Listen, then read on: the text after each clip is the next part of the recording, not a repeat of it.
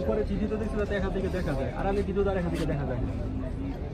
সবাই আসছি, এই যে আমাদের সামনে সেই পুরাতন উহুদের মাঠে মোটামুটি একটা পুকুরের মতো বড়, চারপাশে তা পাথরের বাদ দেওয়া, দেখছেন না সবাই?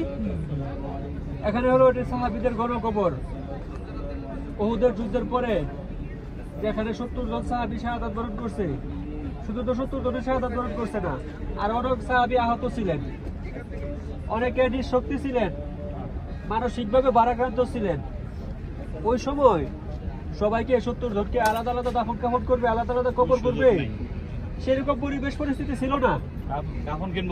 তো সাহাবীরা নবীর সাথে পরামর্শ করে এই বড় পুকুরের মতো বড় করে একটা কবর করে এখানে প্রায় 70 জন সাহাবীকে এখানে কবর দেওয়া হয়েছে।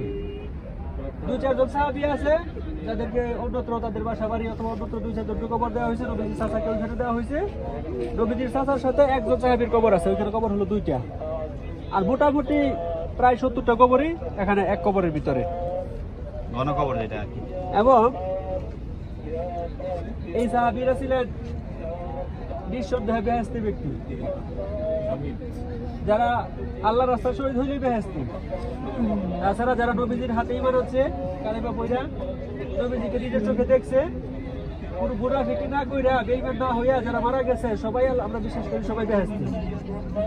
আর এরা তো সরাসরি যুদ্ধে শহীদ, তারা ইসলামের জন্য জীবন দিছে, কালেমার বিজয়ের জন্য তারা গলা কাটা দিছে, তাদের শরীরে রক্ত দিয়ে দিছে। সেই শহীদ, সেই সাহাবীরা, আল্লাহর প্রিয় ব্যক্তিরা এখানে শুয়ে আছে।